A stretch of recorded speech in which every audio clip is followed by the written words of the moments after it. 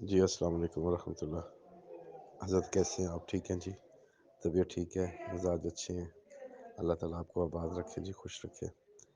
اچھا، ایک مسئلہ پوچھنا تھا کہ اگر کوئی کسی کو زکوٰۃ دیتا ہے تو وہ شخص اگر اپنے بچوں میں جو یا نابالغ ہوں یا بالغ ہوں جن کے پاس پیسے نہ ہوں تو ان میں کیا وہ زکوٰۃ دے سکتا ہے ان کو؟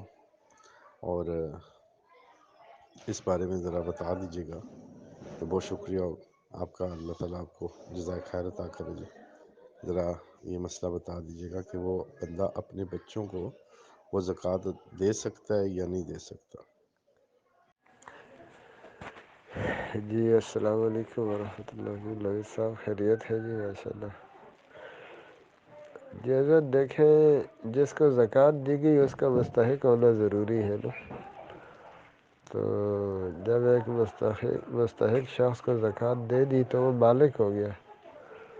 اب وہ اس کو اپنے بچوں کو بھی دے سکتا ہے، گھر کا سودا بھی لا سکتا ہے، بچے بالغ ہو نابالغ ہو ان کو پیسے دینا چاہتے ہیں اسی زکوٰۃ کی رقم سے جو اس کو زکوٰۃ میں ملی ہے، کیونکہ اس کے پاس پہنچتے ہی نا زکوٰۃ والی حیثیت ختم ہو گئی۔ اب وہ اس رقم کا مالک ہے، مستحق نا، تو وہ اپنے بچوں کو دے گا، بالغ یا نابالغ بچوں کو تو زکوٰۃ نہیں سمجھے گا۔ تو جیسے باپ اپنی اولاد پر خرچ کرتا ہے، یہ اولاد کو دیتا ہے، وہ ویسے ہی سمجھا جائے گا۔